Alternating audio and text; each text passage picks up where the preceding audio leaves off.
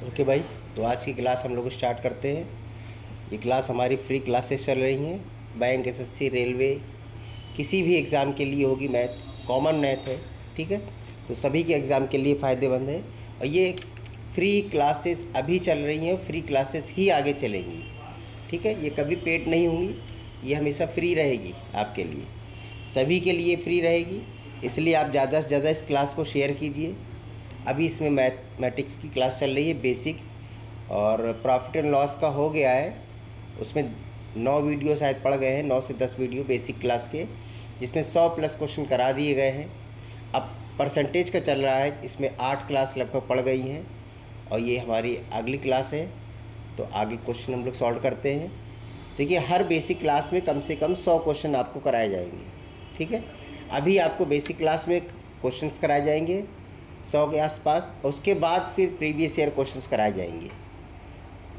इसलिए लगातार आप देखते रहिए, एक एक क्लास को सीरियल से देखिए, डायरेक्ट मत देखिए कि डायरेक्ट आप आखिरी क्लास देख रहे हैं, 5वीं देख रहे हैं, 7वीं देख रहे हैं, तो ऐसे समझ में नहीं आता है फिर, ठीक है। क्योंकि हर टीचर का पढ़ाने का तरीका अलग अलग होता है। तो आप बेसिक्स पढ़िए। अगर आपको मेरा पढ़ना है तो आप 1 नंबर क्लास से पढ़िए, कोई फ़ीस तो आपसे लग नहीं रही है, तो आराम से पढ़िए, ठीक है। पहली क्लास से पढ़िए तो आपको मेरा मेथड समझ में आएगा। चलिए स्टार्ट करते हैं हम लोग। तो ये पहला क्वेश्चन है हमारे पास। कह रहा है, एक व्यक्ति अपने वेतन का 20% दैनिक उपयोग की वस्तुओं तथा शेष का 15% मकान के किराए पर खर्च करता है। इसके बाद भी उसके पास 11,560 रुपये बच जाते हैं। कितना बच जाता है? 11,560 रुपये। फिर कह रहा उसका वेतन बताइए। तो देखिए, यहाँ पर करना क्या है आपको कि जैसे 100% है, कुल वैल्यू कितनी है? 100% वैल्यू है, ठीक है। जो कुल वैल्यू 100% है, उसमें से 20% तो पहले ही वो अलग कर दो। इसका हम 20% आपको अलग कर दे रहे हैं, ठीक है। 20% अलग कर दिया दैनिक उपयोग वस्तुओं का वेतन का। ये वेतन है हमारा, ये क्या सैलरी है, ठीक है। ये सैलरी है हमारी 100 रुपये, 100% सैलरी है पूरी हमारे पास, ठीक। अभी कुछ भी खर्च नहीं हुआ, 100% है। उसमें 20% हमने दैनिक उपयोग की वस्तुओं पर। अब बचा कितना होगा? जब 20 खर्च कर दिया है तो आपके पास केवल बेटा 80% ही तो बचा होगा। 80 वैल्यू तो बची होगी। अब 80 वैल्यू जो बची, कह रहा शेष का 15%, मतलब इसका 15%, इस 80 का 15%, ठीक है, यानी कि 12। कितना हो जाएगा? 12। इसका कितना परसेंट? 15%। कितना हो जाएगा? 12। ये 12 रुपये आपने रेंट पर खर्च कर दिए। किस पर खर्च कर दिए? आपने किराए पर खर्च कर दिए। इतना समझ में आ रहा है? अब 80 में से 12 चला गया तो कितना बचा होगा यहाँ पर बताइए? यहाँ बचा होगा 68 आपके पास। इतना समझ में आ गया? पूरा 100 था, 100 में 20 इधर गया, दैनिक उपयोग का 80 बचा। 80 का 15% 12 होता है। 12 यहाँ खर्च कर दिया किराए पर, तो अभी भी हमारे पास 68 बच रहा है। 80 में से 12 माइनस करो, 68 बचा, ठीक है। अब 68 हमारे पास बच रहा है। अब क्वेश्चन में क्या कह रहा है? उसके पास 11,560 रुपये बचते हैं। रुपए में वैल्यू कितनी है? 11,560 रुपये। और हमारे पास कितना बच रहा था? 68। तो क्या दोनों बचत नहीं है? 68 से डिवाइड कर दो, जो है उससे डिवाइड। और क्या निकालना है इसमें? कह रहा था वेतन बताओ, तो सैलरी कितनी थी? 100 थी। 100 का मल्टीप्लाई कर दीजिए आप, ठीक है। बस इससे आपका डायरेक्ट आंसर आ जाएगा। ओके, 17,000 रुपये। देखिए, कुछ नहीं है, इतनी चीज़ तो आप ओरल ही कर सकते थे, और आपको एग्ज़ाम में अगर काटना भी रहेगा तो केवल ये वाली वैल्यू डायरेक्ट रख के आप काट देंगे। कितना आसान है। लेकिन मैंने लिख के इसलिए बताया ताकि आपको समझ में आए आराम से कि कैसे किया जा रहा है ये। बाद में आप स्वयं ही इसको खुद ही आप ये सब नहीं करोगे एग्ज़ाम में, ये सब तो डायरेक्ट आप कर लोगे, ठीक है। यहाँ तो हम बताएंगे ही ताकि समझ में आए आपको बेसिक क्लास का मतलब क्या है। फिर कह रहा, एक करदाता को उसकी वार्षिक आय के पहले 1 लाख पर आयकर में छूट मिलती है। यानी कोई भी एसएससी है, ठीक है, जो टैक्स पेयर होते हैं, वो जितनी भी इनकम होगी उसकी पहले जो 1 लाख होगी उस पर कोई टैक्स नहीं लगेगा। लेकिन जो 1 लाख को छोड़कर जो बाकी बचेगी उसके पास, उस पर कितने परसेंट टैक्स लगता है? 20% की दर से टैक्स लगता है। ठीक है, यदि उसने वर्ष में 3,160 रुपये टैक्स के रूप में पे किए हैं तो उसकी मासिक सैलरी कितनी थी? तो भाई ये 3,160 रुपये किसकी वैल्यू है? ये टैक्स की वैल्यू है ना। और टैक्स कितना पे कर रहे थे हम? 20%। यानी क्या सर, ये 20% की वैल्यू नहीं है, ये 20% की वैल्यू है। इसको 100 से क्या कर लें हम लोग? 100 से क्या कर लें? मल्टीप्लाई। इससे आपकी फुल वैल्यू आ गई। लेकिन ये वो फुल वैल्यू आई है, जिसमें टैक्स लगा होगा। इसमें अभी 1 लाख रुपए नहीं, क्योंकि 1 लाख रुपए पे छूट मिल गई थी ना। 1 लाख रुपए पे क्या मिल गई थी हम लोगों को? छूट मिल गई थी। तो इससे वैल्यू आपकी निकल आएगी। ठीक है, देखिए ये काट दीजिए आराम से इसको।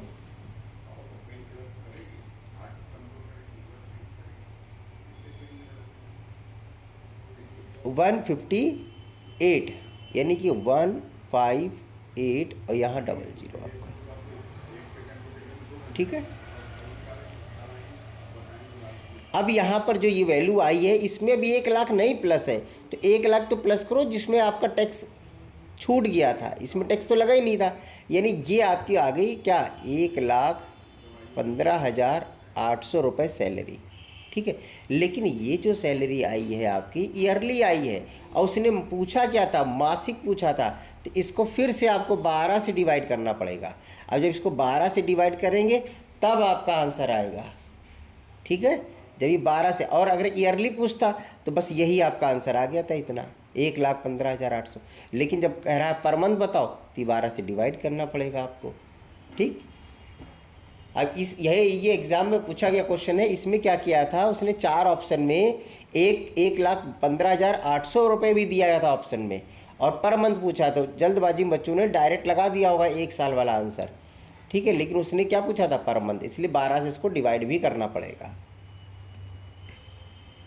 कह रहा है किसी फार्म पर कार्य करने वाले कर्मचारियों की संख्या में 25% की वृद्धि की जाती है। ठीक है, 25% की वृद्धि हो जाती है। फिर उसके बाद उनकी प्रति व्यक्ति मजदूरी में 25% कमी करते। अच्छा, जो उनको मजदूरी मिल रही थी, जो वेजेस मिल रही थी, उसमें क्या कर रहा है? 25% की कमी कर रहा है। तो कह रहा है इससे कुल मजदूरी में X% की कमी हो गई। अच्छा, X% की कमी हो गई तो X का मान बताओ। इसमें कुछ नहीं करना भाई, देखो ये वृद्धि है, ये कमी है, परसेंट प्लस परसेंट लगा दो। जब सेम अमाउंट होती है तो हमने क्या कहा था आपसे? स्क्वायर करके 100 से डिवाइड। 25 का स्क्वायर कितना होता है भाई? 625। अब 100 से अगर डिवाइड करोगे तो क्या ये 6.25% कमी नहीं आ गई? बस यही आंसर है आपका। ठीक, कह रहे नीलम अपनी कुल आय का 20% मकान के किराए पर, शेष का 70% घरेलू मदों पर खर्च करती है। और यदि वह 36 रुपये की बचत भी कर लेती है तो उसकी कुल आय बतानी है आपको। ठीक है भाई, देखिए अगर 100 है, 100 में क्या किया उसने? 100 में क्या किया? 20 तो खर्च कर दिया, किस पर? रेंट पर खर्च कर दिया इसने। 100 का 20% किस पे खर्च किया? रेंट पे। ये आप कुल आय मान लीजिए, ये आय है हमारी। ये 100 क्या है? आय। आय का 20% इधर गया। अच्छा, बचाओ, बताओ बचा कितना होगा? 80 तो बचा होगा भाई, 80 बचा होगा। अब कह रहा है शेष का 70%, यानी इसका 70%। इसका जब 70% निकालोगे तो कितना आ जाएगा? 56 आ जाएगा। अब जब 56 आपने घरेलू में, किस में? घरेलू खर्च पर खर्च कर दिया। ठीक है, तो आपके पास बचा कितना होगा भाई? 56 आपने इधर खर्च कर दिया तो कितना बचा होगा? 24। ठीक है, कितना बच गया होगा आपके पास? 24। ये आपके पास क्या होगा? बच गया होगा, इतना बचा है। और क्वेश्चन में बचत की अमाउंट कितनी? 3600 है। अब देखो 3600 बचा रहा है क्वेश्चन में, और हमारे पास कितना बच रहा है? 24। तो सेम वैल्यू आ गई, तो जो है उससे डिवाइड। अब क्या निकालना है? कुल आय। कुल आय तो हमारी 100 थी ना, तो किसका मल्टीप्लाई? जो निकालना उसका मल्टीप्लाई। बस ये आ गया इसका आंसर। ठीक है, तो इस तरह से ये वाला क्वेश्चन हो जाएगा आपका। देखिए कहीं भी कोई फार्मूला नहीं है, जैसे कह रहा है करते चले जाओ। अभी आने वाले समय में ये सब तो आप इतना ओरल ही कर लोगे। ठीक है, इतना सब आप ओरल करने लग जाओगे, जब आपकी हैबिट बन जाएगी, आपको कॉन्सेप्ट क्लियर हो जाएगा। बस डायरेक्ट एग्जाम में इतनी वैल्यू आपको रखनी है बस, और कुछ नहीं करना है, ठीक है। लेकिन अभी आप आराम से इसको सॉल्व कीजिए, बेसिक आपका सेव होना चाहिए दिमाग में। एक व्यक्ति अपनी आय का 1/4 भाग खाने पर खर्च करता है तथा 2/3 भाग घर के किराए पे खर्च करता है, और जो शेष बच जाता है वो 630 रुपये है। तो शेष क्या बचेगा, देखो अब एक है, कोई वैल्यू तो फुल होती है ना, फुल कितनी होती है, 1 होती है, 1 से माइनस कर दो, 1/4 भी माइनस करो और 2/3 भी माइनस करो, ठीक है। अब इसको माइनस जब करोगे बेटा, तो देखो इसके नीचे 4, इसके नीचे 3, इसके नीचे कुछ नहीं, एलसीएम लो तो 12 आएगा ना, तो यहाँ 12 आ गया, ठीक है। तो इसके 1 से डिवाइड होगा तो 12 माइनस 4 से 3 माइनस 4 8, ये माइनस करना सबको आता होगा, ठीक है। 1/12, ये हमारे लिए बचत कितनी हो रही है, हमारी बचत हुई 1/12, और क्वेश्चन में बचत कितनी बता रहा है, 630 बता रहा है। तो क्या हम 630 को 1/12 से डिवाइड नहीं करेंगे? अभी 1/12 मतलब 12 ऊपर आ गया ना, 12 कहाँ आ जाएगा, ऊपर आ जाएगा। फिर कह रहा है दूसरी वस्तु पर खर्च कर, उसके घर का किराया पूछ रहा है बेटा, क्या पूछ रहा है, किराया। और किराया कौन सा था, 2/3 भाग वाली वैल्यू क्या थी किराए की, देखो लिखा है किराए पर 2/3 वाला, तो इसकी वैल्यू क्या निकाल लो, बस 2/3 निकाल लो इसको, और कुछ नहीं करना है आपको, बस इतना सा ही करना है इसका, ठीक है। इसका आंसर आ जाएगा 5040। आप लोग इसको कैलकुलेट कर लिया करिए बस, ठीक है, क्योंकि कैलकुलेशन करने बैठ जाएंगे तो फिर बहुत समय लग जाएगा और सब काटने लग जाएंगे, फिर हमारी वीडियो लंबी हो जाएगी, इतने क्वेश्चन भी नहीं डाल पाएंगे हम, ठीक है।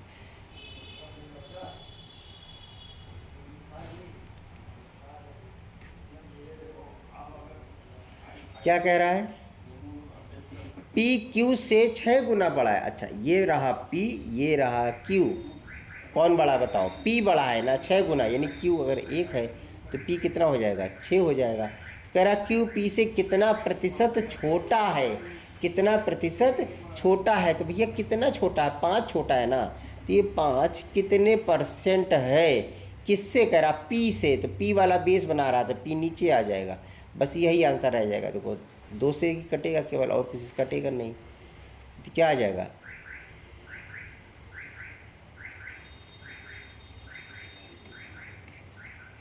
250/3, ठीक है, ये आपका इतना परसेंट आंसर आएगा।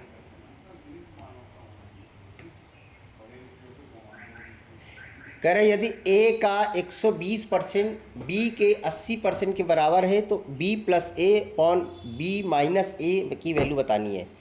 देखो अभी यहाँ पर इस तरह के क्वेश्चन में, अभी इसको मैं यहाँ रख दे रहे हैं, ठीक है। देखो यहाँ पर इजगल टू लगा, यहाँ बराबर है ना, तो यहाँ पर बराबर का साइन लगा दे, आप खुद ही समझिए, यहाँ लिखा है ना बराबर, तो आप यहाँ बराबर लगा दीजिए।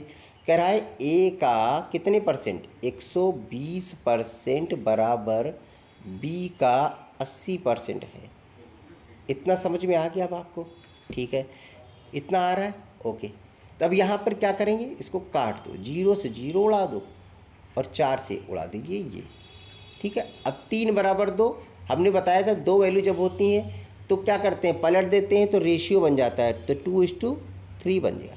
अब ए की जगह 2 और बी की जगह 3 रख दो खाली, बस। तो यहाँ देखो बी प्लस ए था, यानी 3 + 2, ये हो गया डिवाइडेड, बी माइनस ए है यानी 3 - 1, तो क्या बन जाएगा 5/1, यानी कि 5 आंसर आएगा इसका, ठीक।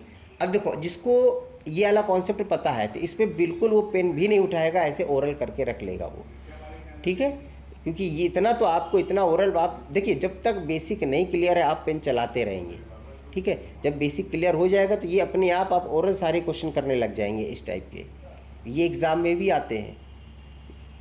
बेसिक क्वेश्चन में हम वही क्वेश्चन डाल रहे हैं जो एग्ज़ाम में पूछे गए हैं।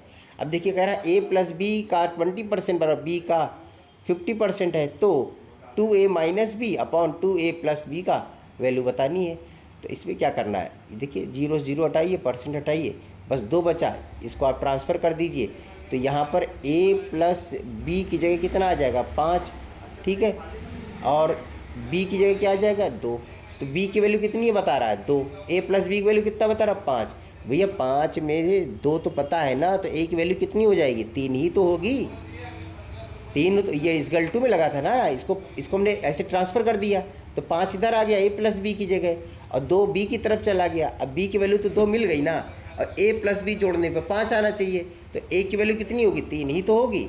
बस यहाँ वैल्यू रख दीजिए। क्या कह रहा था 2a minus B upon 2a plus B, value रखिए यहाँ पर। क्या हो जाएगा 2a की जगह क्या है 3 माइनस बी की जगह 2 डिवाइडेड 2a यानी 2 इंटू 3 प्लस b की वैल्यू क्या रखेंगे, b की वैल्यू 2, तो क्या हो जाएगा 5 3 दूनी 6, 6 में से 2 गया 4 डिवाइडेड 3 दूनी 6 2 8, इसको काट दीजिए 1/2 1/2 इसका आंसर आ गया। ठीक है,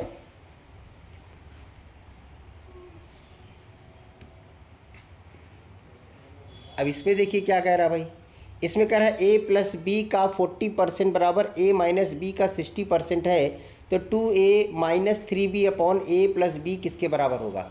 अब इसमें भी आपकी वैल्यू देखिए, अब इसमें परसेंट से हटाओ, परसेंट काट दो ऐसे ही, ठीक है, 0 काट दीजिए, 0 काट दीजिए, तो 4 बराबर 6, 6 इधर ट्रांसफ़र करो 4 इधर, तो क्या बन जाएगा, आप कह सकते हो सर a प्लस बी की वैल्यू जो है वो 6 है, और a माइनस बी की वैल्यू जो है वो कितनी है 4 है। ऐसे ट्रांसफ़र हुआ ना, 4 उस तरफ से चला गया, 6 अपनी तरफ आ गया, तो ये हो गया। अब बताओ आप दो वैल्यू ऐसी बताओ जोड़ने पर 6 और घटाने पे 4 हो, तो भैया इसको 5 और 1 कर लो ना, 5 और 1 6 होता है। अब ये 5 माइनस 1 4 होता है, बस मिल गया। a की वैल्यू कितनी हो गई 5, b की वैल्यू कितनी हो गई 1। अब यहाँ रख दीजिए 2a बता रहा है, तो 2 इंटू a की वैल्यू कितनी 5 माइनस 3b बता रहा है, b की वैल्यू कितनी है 1 डिवाइडेड a कितना था 5 प्लस b कितना है 1। अब इसको सॉल्व कर दीजिए, 5 दूनी 10, ये 10 हो गया, माइनस 3 हो गया, तो हो गया 7 और नीचे बचेगा 6, बस आ गया आंसर। ठीक है,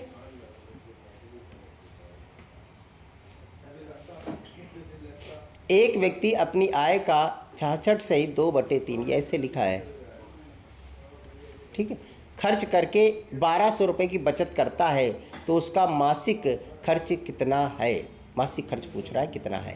अब समझिए, देखो इसको अगर हम फ्रैक्शन में लिखें तो इसको हम 2/3 कहते हैं। क्या कहते हैं 2/3। जैसे कि 33 सही 1/3 को क्या बोला जाता है, परसेंट को 1/3 बोलते हैं ना, ठीक है। 50% को क्या बोलते हैं 1/2 बोलते हैं। ऐसे 66 सही 2/3 को 2/3 बोला जाता है। ठीक है, ये परसेंट में निकालना हम पहले आपको बता चुके हैं, इसलिए हमने यहाँ पर परसेंट निकालना आप समझाएंगे नहीं आपको। चलिए, तो क्या कह रहा था, कितना खर्च कर रहा है 2/3, कितना खर्च कर रहा है 2/3 वैल्यू क्या कर रहा है वो खर्च कर दे रहा है, तो बचा कितना रहा होगा 1/3 ही तो बचा रहा होगा। अब सर 1/3 कहाँ से आ रहा है, अरे 1 माइनस 2/3 करो भैया, तो 3 में से 2 गया 1/3 यही तो बचेगा। ठीक है, 1/3 बचा रहा है, और यहाँ बचत कितनी दी है 1200, तो क्या ये 1200 वैल्यू 1/3 की नहीं है, तो 1/3 से डिवाइड कर दो, डिवाइड मतलब 3 ऊपर आ जाएगा। ठीक है, जब कोई वैल्यू नीचे जाएगी तो क्या आ जाएगा ऊपर आ जाएगा। अब किसकी वैल्यू निकालनी, खर्च की, और खर्च कितना था 2/3, तो इसका किसका मल्टीप्लाई 2/3, बस जो है उससे डिवाइड, जो निकालना है उसका मल्टीप्लाई। तो यहाँ क्या निकालना था, खर्च निकालना, तो खर्च का मल्टीप्लाई, 3 से काट दीजिए इसको, बस ये आपका आंसर आ जाएगा।